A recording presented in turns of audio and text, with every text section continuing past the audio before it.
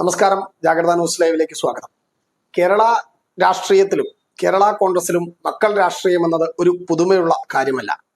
പിതാക്കന്മാരുടെ പാത പിന്തുടർന്നുകൊണ്ട് നിരവധി മക്കളാണ് കേരള രാഷ്ട്രീയത്തിൽ എത്തിയിരിക്കുന്നത്. ഇവരിൽ ചിലർ വിജയിച്ചു പോവുകയും ചിലർ പരാജയപ്പെടുകയും ചെയ്തു. ഏറ്റവും ഒടുവിൽ കോട്ടയത്ത് ഇന്ന് ചർച്ചയായി മാറിയിരിക്കുന്നത് കേരള കോൺഗ്രസ് ജോസഫ് വിഭാഗം നേതാവ് PJ ജോസഫിന്റെ മകൻ അബു ജോൺ ജോസഫിന്റെ കേരള രാഷ്ട്രീയത്തിലേക്കുള്ള സജീവമായ പ്രവേശമാണ്.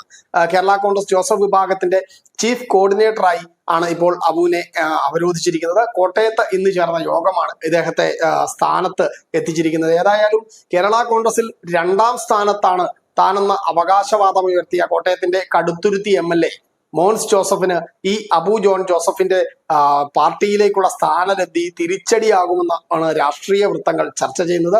ഏതായാലും ഇത്തരം ഒരു വിവാദങ്ങൾ, ഈ ഒരു രാഷ്ട്രീയ ചർച്ചകൾ സജീവമായിരിക്കുന്ന കാലത്താണ് കോട്ടയത്ത് നടന്ന യോഗത്തിൽ അബു ജോൺ ജോസഫിനെ കേരള കോൺഗ്രസിന്റെ ചീഫ് കോർഡിനേറ്ററായി നിയമിച്ചിരിക്കുന്നത്.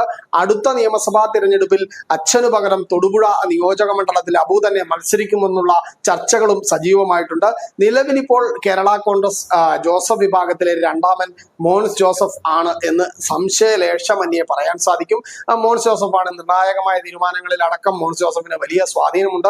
എന്നാൽ ഇപ്പോൾ അബു ജോൺ ജോസഫ് കേരള കോൺഗ്രസിന്റെ ചീഫ് കോർഡിനേറ്റർ പദവിയിലേക്ക് എത്തുന്നതോടെ മോൻസ് ജോസഫിന് ഉണ്ടാകുന്ന അല്ലെങ്കിൽ അദ്ദേഹത്തിന്റെ സ്ഥാനത്തിനുണ്ടാകുന്ന മാറ്റം എന്താകുമെന്നാണ് ഇപ്പോൾ കേരള രാഷ്ട്രീയം ഉറ്റുനോക്കുന്നത്.